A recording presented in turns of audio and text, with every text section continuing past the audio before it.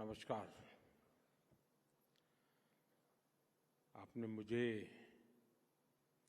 इस समिट के माध्यम से देश और दुनिया के सम्मानित अतिथियों से,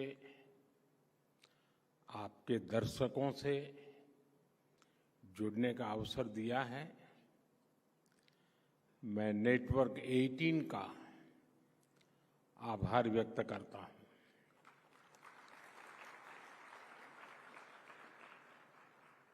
मुझे खुशी है कि आपने इस वर्ष की समिट को भारत के युवाओं की एस्पिरेशन से जोड़ा है।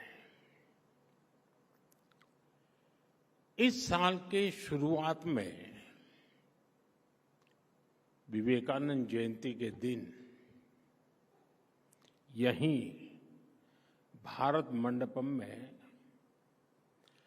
विकसित भारत यंग लीडर्स डायलॉग हुआ था।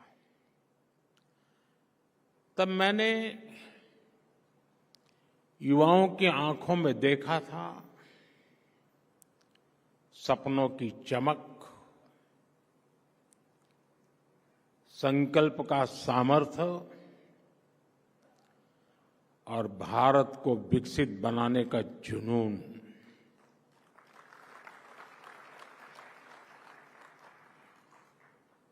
ट्वेंटी 47 तक हम भारत को जिस ऊंचाई पर ले जाना चाहते हैं, जिस रोडमैप को लेकर हम चल रहे हैं, उसके कदम कदम पर अगर मंथन होगा तो निश्चित ही अमृत निकलेगा। और यही अमृतकाल की पीढ़ी को ऊर्जा देगा, दिशा देगा और भारत को गति देगा। मैं आपको इस समिट की बधाई देता हूं, शुभकामनाएं देता हूं। साथियों, आज दुनिया की नजर भी भारत पर है और दुनिया की उम्मीद भी भारत से है। कुछ ही वर्षों में हम दुनिया की 11वीं से 5वीं सबसे बड़ी इकोनॉमी बने हैं। बहुत कम समय में अनेक प्रकार के ग्लोबल चैलेंजेस आए, लेकिन भारत रुका नहीं। भारत ने डबल स्पीड से दौड़ लगाई और एक दशक में अपनी इकोनॉमी के साइज को डबल करके दिखाया है। जो सोचते थे कि भारत स्लो और स्टेडी चलेगा, उन्हें अब फास्ट एंड फियरलेस इंडिया दिख रहा है। और इसमें भी कोई संदेह नहीं है कि जल्द ही भारत की दुनिया की तीसरी इकोनॉमी बनना तय है।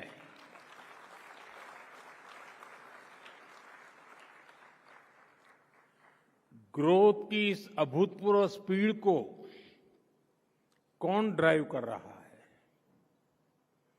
इसे ड्राइव कर रहे हैं भारत के युवा,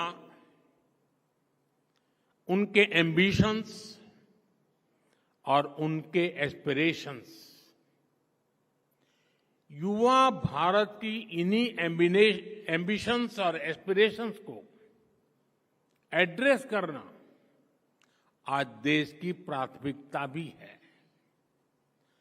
साथियों, आज 8 अप्रैल है। कल परसों ही साल 2025 के 100 दिन पूरे हो रहे हैं। 100 डेज 2025 का पहला पड़ाव। इन 100 दिनों में जो निर्णय हुए हैं उनमें भी आपको युवा एस्पिरेशंस की ही झलक दिखेगी। साथियों, इन 100 दिनों में हमने सिर्फ फैसले नहीं लिए, हमने भविष्य की मजबूत नींव रखी है। हमने पॉलिसीज से पॉसिबिलिटीज की राह खोली है। 12 लाख रुपये तक की इनकम पर टैक्स, थैंक यू, इसका सबसे बड़ा फायदा हमारे यंग प्रोफेशनल्स और एंटरप्रेन्योर्स को मिल रहा है। मेडिकल की 10,000 नई सीटें, आईआईटी में 6,500 नई सीटें, यानी एजुकेशन का एक्सपांशन, इनोवेशन का एक्सेलरेशन। 50,000 नई अटल टिंकरिंग लैब्स, यानी अब देश के हर कोने में इनोवेशन का दीप जलेगा और एक दीप से जले दीप अनेक। एआई और स्किल डेवलपमेंट के लिए सेंटर ऑफ एक्सीलेंस, यूथ को मिलेगा फ्यूचर रेडी बनने का मौका। 10,000 नई पीएम रिसर्च फेलोशिप। अब आइडिया से इम्पैक्ट तक का सफर और आसान होने वाला है। जैसे स्पेस सेक्टर खोला गया, वैसे ही अब न्यूक्लियर एनर्जी सेक्टर भी ओपन किया गया। इनोवेशन को अब सीमाएं नहीं, समर्थन मिलेगा। गीग इकोनॉमी से जुड़े युवाओं को पहली बार सोशल सिक्योरिटी का कवच दिया जाएगा। जो पहले दूसरों के लिए इनविजिबल थे, अब वे नीतियों के केंद्र में हैं। और एससी, एसटी तथा वुमेन एंटरप्रेन्योर्स के लिए 2 करोड़ के term loan. Inclusivity is not just a promise, it's a policy. इन सभी निर्णयों का सीधा लाभ भारत के नौजवानों को मिलने वाला है, क्योंकि जब युवा आगे बढ़ेगा तभी भारत आगे बढ़ेगा। साथियों, इन 100 दिनों में भारत ने जो किया है वो दिखाता है कि भारत रुकने वाला नहीं है। भारत झुकने वाला भी नहीं है। भारत अब थमने वाला भी नहीं है। इन 100 दिनों में भारत दुनिया का चौथा ऐसा देश बना जिसने सैटेलाइट्स की डॉकिंग और अनडॉकिंग की क्षमता हासिल की। भारत ने सेमी क्रायोजेनिक इंजन का सफल परीक्षण करके दिखाया। भारत ने 100 गीगावाट सोलर कैपेसिटी का ऐतिहासिक पड़ाव पार कर लिया। भारत ने 1000 मिलियन टन कोयला उत्पादन का रिकॉर्ड बनाया। नेशनल क्रिटिकल मिनरल मिशन की शुरुआत हुई और इन्हीं 100 दिनों में कर्मचारियों के लिए 8वें वेतन आयोग गठित करने का निर्णय हुआ। किसानों के लिए खाद पर सब्सिडी में बढ़ोतरी का फैसला हुआ, यानी अन्नदाता की चिंता सरकार की प्राथमिकता है। छत्तीसगढ़ में 3 लाख से ज्यादा परिवारों ने एक साथ नए घरों में गृह प्रवेश किया। स्वामित्व योजना के तहत 65 लाख से अधिक प्रॉपर्टी कार्ड सौंपे गए। और इतना ही नहीं, इन्हीं 100 दिनों में दुनिया की सबसे ऊंची टनलों में से एक सोनमर्ग टनल राष्ट्र को समर्पित की गई। आईएनएस सूरत, आईएनएस नीलगिरी, आईएनएस वाक्षित भारतीय नौसेना की ताकत में नए नगीने जुड़ गए। सेना के लिए made in India light combat helicopter खरीदी को हरी झंडी मिली और वक्फ कानून में संशोधन का बिल पास हुआ, यानी सामाजिक न्याय के लिए एक और बड़ा और ठोस कदम लिया गया। ये 100 दिन 100 फैसलों से भी बढ़कर है। ये 100 संकल्पों की सिद्धि के दिन है।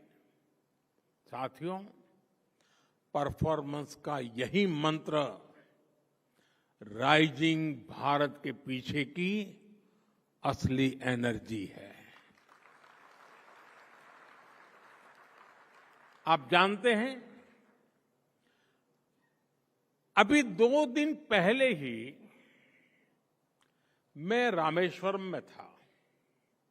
वहां मुझे ऐतिहासिक पंबन ब्रिज के लोकार्पण का अवसर मिला।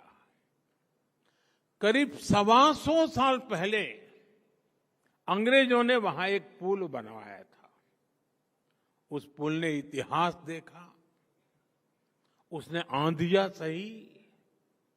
एक बार सुनामी ने, साइक्लोन ने उस पुल को बहुत नुकसान पहुंचाया। सालों तक देश इंतजार करता रहा, लोग मांग करते रहे, लेकिन पहले की सरकारों की नींद नहीं टूटी। जब हमारी सरकार आई तो नए पंबन ब्रिज के लिए काम शुरू हुआ और अब देश को अपना पहला वर्टिकल रिफ्ट रेल सी ब्रिज मिल गया है। साथियों, परियोजनाओं को लटकाते रहने से देश नहीं चलता। देश चलता है परफॉर्म करने से, तेजी से काम करने से। Delay is the enemy of development. और हमने इस दुश्मन को हराने की ठान ली है। मैं आपको और भी उदाहरण दूंगा।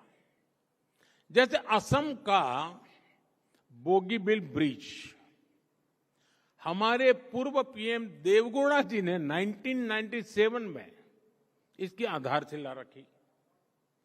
वाजपेयी जी की सरकार आई, उन्होंने काम शुरू करवाया।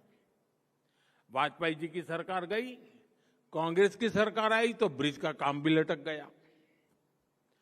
अरुणाचल और असम के लोगों, लाखों लोग परेशान होते रहे, लेकिन तब की सरकार पर कोई फर्क नहीं पड़ा। 2014 में आपने जब हमें सेवा करने का मौका दिया और ये प्रोजेक्ट फिर से शुरू हुआ, और सिर्फ 4 साल में 2018 में ब्रिज का काम पूरा हो गया। ऐसे ही केरला में कोल्लम बाईपास रोड प्रोजेक्ट का भी उदाहरण है। ये 1972 से अटका था। सोचिए, 50 साल। एलडीएफ हो या यूडीएफ, किसी सरकार ने 50 साल तक इस पर कोई काम नहीं कराया। हमने सरकार बनने के 5 साल के अंदर इसका काम पूरा कर दिया। साथियों, नवी मुंबई एयरपोर्ट पर भी 1997 से चर्चा शुरू हुई थी। 2007 में इसे मंजूरी मिली, लेकिन कांग्रेस की सरकार ने इस पर काम नहीं किया। हमारी सरकार ने इस प्रोजेक्ट को भी तेजी से पूरा किया। वो दिन दूर नहीं जब नवी मुंबई एयरपोर्ट से कॉमर्शियल फ्लाइट्स भी शुरू हो जाएगी। साथियों, ये जो मैं गिना रहा हूं ना, उसमें संसद भवन भी आएगा, ये भारत मंडपम भी आएगा। साथियों, आज 8 अप्रैल का एक और वजह से बहुत महत्व है। आज ही मुद्रा योजना के 10 साल पूरे हुए हैं। यहां जो युवा साथी बैठे हैं, उन्होंने तो अपने माता पिता से जरूर कहानियां सुनी होगी कि पहले बिना गारंटी के बैंक खाता तक नहीं खुलता था। खाता खोलने के लिए बैंक गारंटी चाहिए, किसी और एक की साथी की मदद चाहिए। बैंक लोन ये सामान्य परिवार के लिए तो सपना हुआ करता था। गरीब परिवार, एससी, एसटी, ओबीसी, भूमिहीन मजदूर, महिलाएं, जो सिर्फ मेहनत कर सकते थे, लेकिन जिनके पास गिरवी रखने को कुछ नहीं था, क्या उनके सपनों की कोई कीमत नहीं थी? क्या उनकी एस्पिरेशंस कम थी? क्या उनकी मेहनत का कोई मोल नहीं था? हमारी मुद्रा योजना ने उनकी एस्पिरेशन को एड्रेस किया, यूथ को एक नया रास्ता दिया। पिछले 10 साल में मुद्रा योजना के तहत 52 करोड़ लोन बिना गारंटी दिए गए। 52 करोड़। और मुद्रा स्कीम की स्केल ही नहीं, स्पीड भी अद्भुत है। जब तक ट्रैफिक लाइट रेड से ग्रीन होती है, तब तक 100 मुद्रा लोन क्लियर हो जाते हैं। जब तक आप ब्रश करके फ्री होते हैं, तब तक 200 मुद्रा लोन अप्रूव होते हैं। जब तक आप किसी रेडियो चैनल पर अपना पसंदीदा गाना सुनकर खत्म करते हैं, तब तक 400 मुद्रा लोन सैंक्शन हो जाते हैं। आजकल इंस्टेंट डिलीवरी ऐप, इसका बड़ा चलन है। आपके ऑर्डर के बाद जितनी देर में डिलीवरी होती है, उतनी देर में 1000 मुद्रा लोन सैंक्शन हो जाते हैं। जब तक आप किसी ओटीटी पर एक एपिसोड खत्म करते हैं, तब तक 5000 मुद्रा बिजनेस का आधार बन जाता है। साथियों, मुद्रा योजना ने गारंटी नहीं मांगी, उसने भरोसा किया। और आप सभी को जानकर अच्छा लगेगा, मुद्रा योजना की वजह से 11 करोड़ लोगों को पहली बार अपना कोई काम करने के लिए, स्वरोजगार के लिए लोन मिला है। ये 11 करोड़ लोग अब फर्स्ट टाइम एंटरप्रेन्योर बने हैं, यानी 10 साल में 11 करोड़ नए सपनों को उड़ान मिली है। और आप जानते हैं कि मुद्रा से कितना पैसा गांवों और छोटे शहरों में पहुंचा है।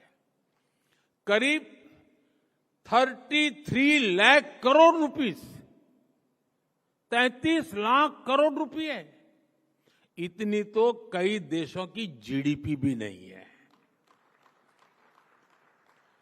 This is not just micro finance, this is a mega transformation at the grass roots.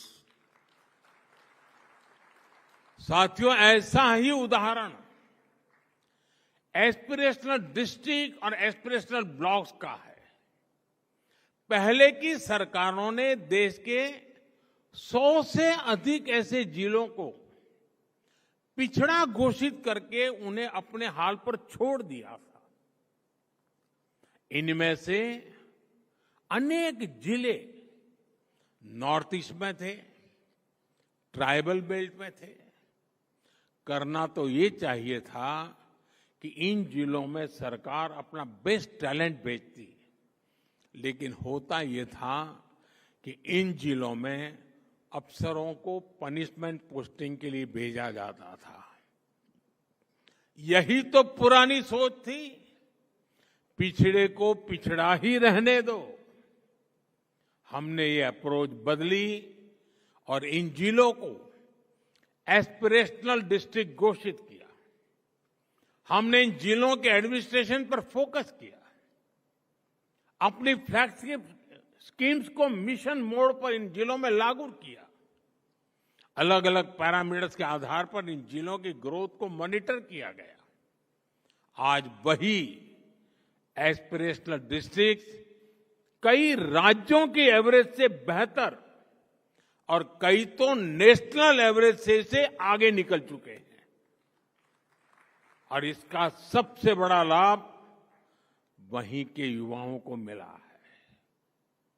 अब वहां के नौजवान कहते हैं, हम भी कर सकते हैं, हम भी आगे बढ़ सकते हैं।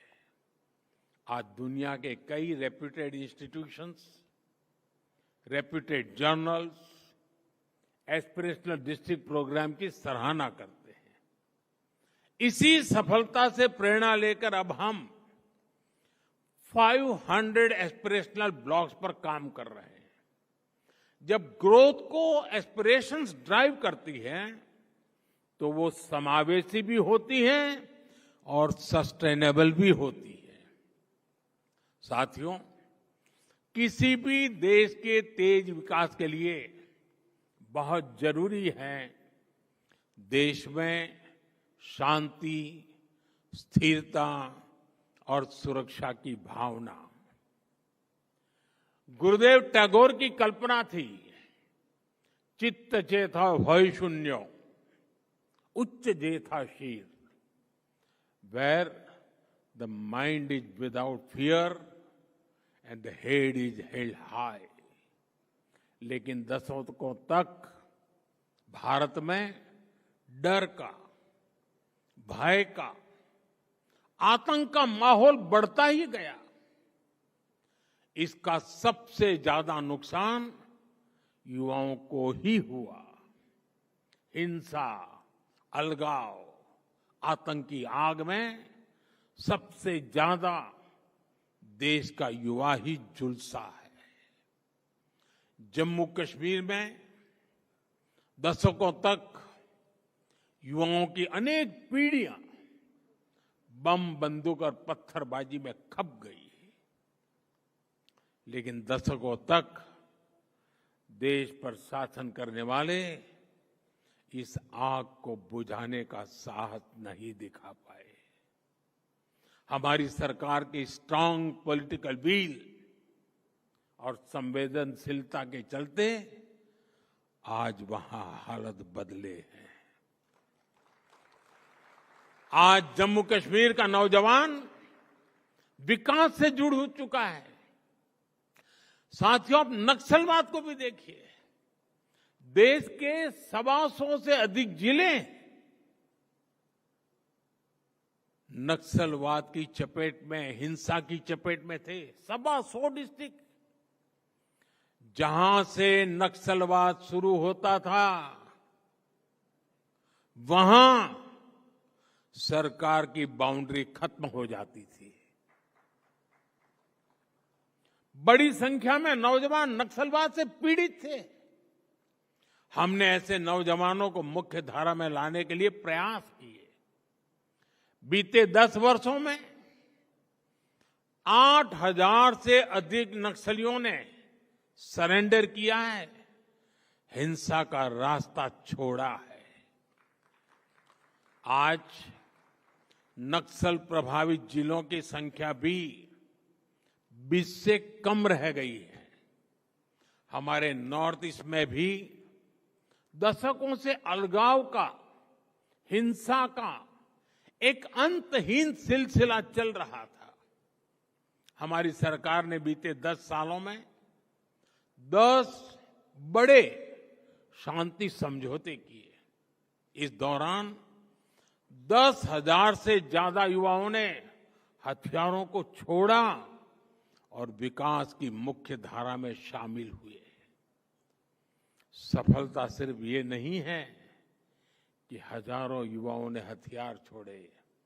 सफलता ये भी है कि इसने हजारों नौजवानों का वर्तमान और भविष्य बचाया है। साथियों, हमारे यहां दशकों तक एक प्रवृत्ति चली। राष्ट्रीय चुनौतियों को पहचानने के बजाय उन्हें राजनीतिक कालीन के नीचे छिपा दिया गया। लेकिन अब समय आ गया है कि हम ऐसे मुद्दों से आंख न चुराएं। 21वीं सदी की पीढ़ियों को हम 20वीं सदी की राजनीतिक भूलों का बोझ नहीं दे सकते हैं। भारत की ग्रोथ में तुष्टीकरण की राजनीति एक बहुत बड़ी चुनौती रही है। अभी संसद में वक्फ से जुड़े कानून में संशोधन हुआ है। इस पर आपके नेटवर्क ने भी काफी चर्चा की है।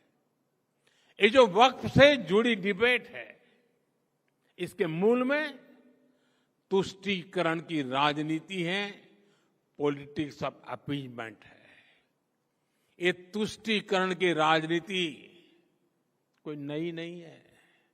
इसका बीज हमारे स्वतंत्रता संग्राम के समय ही बो दिया गया था। अब सोचिए, भारत से पहले, भारत के साथ साथ और हमारे बाद दुनिया में कई देश आजाद हुए, लेकिन कितने देश ऐसे हैं जिनकी आजादी की शर्त विभाजन थी? कितने देश हैं जो आजादी के साथ ही टूट गए? भारत के साथ ही ऐसा क्यों हुआ? क्योंकि उस समय राष्ट्र के हित से ऊपर सत्ता का मोह रख दिया गया। अलग देश का विचार सामान्य मुस्लिम परिवारों का नहीं था, बल्कि कुछ कट्टरपंथियों का था, जिसको कांग्रेस के कुछ नेताओं ने खात्मा नहीं दिया ताकि वे सत्ता के अकेले दावेदार बन सके। साथियों, तुष्टीकरण की इस राजनीति में कांग्रेस को सत्ता मिली, कुछ कट्टरपंथी नेताओं को ताकत और दौलत मिली, लेकिन सवाल ये है, आम मुसलमान को क्या मिला? गरीब पसबंदा मुसलमान को क्या मिला? उसे मिली उपेक्षा, उसे मिली अशिक्षा, उसे मिली बेरोजगारी। और मुस्लिम महिलाओं को क्या मिला? उन्हें मिला शाहबानो जैसा अन्याय, जहां उनका संवैधानिक हक कट्टरपंथ की भेंट चढ़ गया, उन्हें मिला चुप रहने का आदेश, सवाल न पूछने का दबाव, और कट्टरपंथियों को मिल गया खुला लाइसेंस महिलाओं के अधिकारों को कुचलने का। साथियों, तुष्टीकरण यानी पॉलिटिक्स ऑफ एबिजमेंट भारत की सोशल जस्टिस की मूल अवधारणा के पूरी तरह खिलाफ है। लेकिन कांग्रेस ने इसे वोट बैंक की राजनीति का हथियार बना दिया। 2013 में वक्फ कानून में किया गया संशोधन मुस्लिम कट्टरपंथियों और भूमाफियाओं को खुश करने का प्रयास था।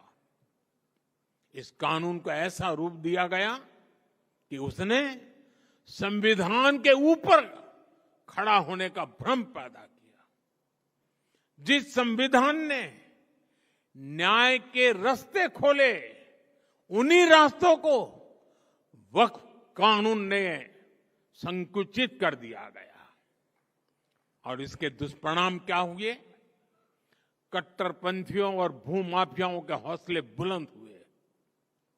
केरल में ईसाई समाज के ग्रामीणों की जमीन पर वक्फ के दावे, हरियाणा में गुरुद्वारों की जमीन विवादों में, कर्नाटका में किसानों की जमीन पर दावा, कई राज्यों में गांव के गांव हजारों हेक्टेयर जमीन अब एनओसी और कानूनी उलझनों में फंसी पड़ी है।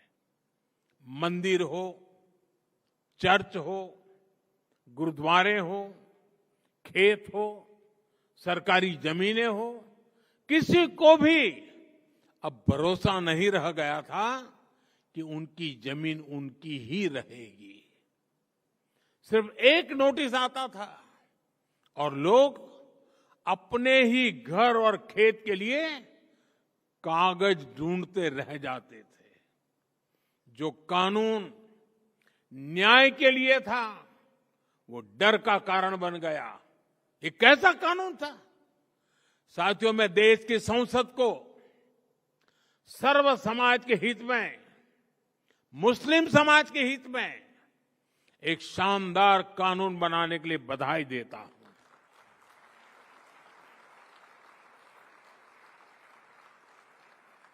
अब वक्फ की पवित्र भावना की भी रक्षा होगी और गरीब, पसमानदा मुसलमान, महिला, बच्चे, सबके हक भी महफूज रहेंगे। वक्फ बिल पर हुई बहस हमारे संसदीय इतिहास की दूसरी सबसे लंबी डिबेट थी। 75 साल में दूसरी सबसे लंबी डिबेट। इस बिल को लेकर दोनों सदनों को मिलाकर 16 घंटे चर्चा हुई। जेपीसी की 38 बैठकें हुई, 128 घंटे चर्चा हुई। देश भर से लगभग 1 करोड़ ऑनलाइन सुझाव आए। ये दिखाता है कि आज भारत में लोकतंत्र सिर्फ संसद की 4 दीवारों तक सीमित नहीं है। हमारा लोकतंत्र जन भागीदारी से और अधिक मजबूत हो रहा है। साथियों, आज दुनिया तेजी से टेक्नोलॉजी और एआई की ओर बढ़ रही है, और इसलिए अब ये जानना जरूरी है कि हम हमारी सॉफ्टवेयर साइट पर आर्ट, म्यूजिक, कल्चर, क्रिएटिविटी, क्योंकि हम रोबोट तैयार करना नहीं चाहते, हम मनुष्य तैयार करना चाहते हैं। यानी जो कुछ भी हमें मशीनों के सहारे चलता है, उन पर मानवता के लिए, संवेदनशीलता के लिए ज्यादा काम करें। एंटरटेनमेंट आज दुनिया की सबसे बड़ी इंडस्ट्री में से एक है और आने वाले समय में इसका और विस्तार होगा। ऐसे ही समय में हमने आर्ट और कल्चर को एनकरेज करने के लिए, इसे सेलिब्रेट करने के लिए वेव्स, और अभी राहुल जब भाषण कर रहे थे शायद 10 बार वेव्स आए हैं, 10 बार वेव शब्द था, लेकिन वो वेव 14 में ही शुरू हुआ ऐसा नहीं, हर 10 साल में नए रंग रूप के साथ आता है। और आज जो मैं वेव्स की बात कर रहा हूं, यानी वेव्स यानी world audio visual and entertainment summit, इस वेव्स नाम का प्लेटफॉर्म बनाया गया है। अगले महीने मुंबई में इसका बहुत बड़ा आयोजन होने जा रहा है और ये लगातार होते रहने वाला है। एक लंबी व्यवस्था खड़ी हो रही है। आप सभी जानते हैं हमारे यहां movies, podcast, gaming, music, AR और वीआर की बहुत वाइब्रेंट और क्रिएटिव इंडस्ट्री है। हमने क्रिएट इन इंडिया का मंत्र लेकर इसे नेक्स्ट लेवल पर ले जाने का फैसला लिया है। वेव्स इंडियन आर्टिस्ट को कंटेंट बनाने और ग्लोबल बनाने के लिए एनकरेज करेगा और इसके साथ साथ क्रिएट इन इंडिया दुनिया भर के आर्टिस्ट को भारत में आने का अवसर भी देगा। मैं नेटवर्क 18 के साथियों से भी कहूंगा कि वो वेव्स के प्लेटफॉर्म को पॉपुलराइज करने के लिए आगे आए। यहां बड़ी संख्या में क्रिएटिव डोमेन्स में काम करने वाले युवा साथी हैं। कुछ लोगों से मेरे मिलने का मौका भी मिला। मैं उन्हें भी कहूंगा वो इस मूवमेंट को, इस प्लेटफॉर्म का हिस्सा बने। वेव्स की लहर हर घर, हर दिल तक पहुंचनी चाहिए। आप लोग ये करेंगे, ये मुझे पूरा विश्वास है। साथियों, नेटवर्क 18 ने इस समिट के माध्यम से देश के युवाओं की क्रिएटिविटी, उनकी सोच, उनकी संकल्प शक्ति को जिस तरह सामने रखा है वह सराहनीय है। आपने युवाओं को एंगेज किया, उन्हें देश की समस्याओं पर सोचने, सुझाव देने और समाधान खोजने का मंच दिया और सबसे बड़ी बात, उन्हें सिर्फ श्रोता नहीं, परिवर्तन का भागीदार बनाया। अब मैं देश की यूनिवर्सिटीज, कॉलेज और रिसर्च इंस्टीट्यूशन से आग्रह करता हूं कि समिट के एंगेजमेंट को आगे ले जाए। जो इनसाइट निकले हैं, जो सुझाव आए हैं, उन्हें डॉक्यूमेंट करें, स्टडी करें और पॉलिसी तक पहुंचाए। तभी ये समिट सिर्फ एक इवेंट नहीं, एक प्रभाव बन पाएगी। आपका उत्साह, आपकी सोच, आपकी भागीदारी ही भारत को विकसित देश बनाने के संकल्प की ऊर्जा है। मैं एक बार फिर इस आयोजन से जुड़े सभी साथियों को और विशेषकर हमारे युवा साथियों को बहुत बहुत शुभकामनाएं देता हूं। बहुत बहुत धन्यवाद।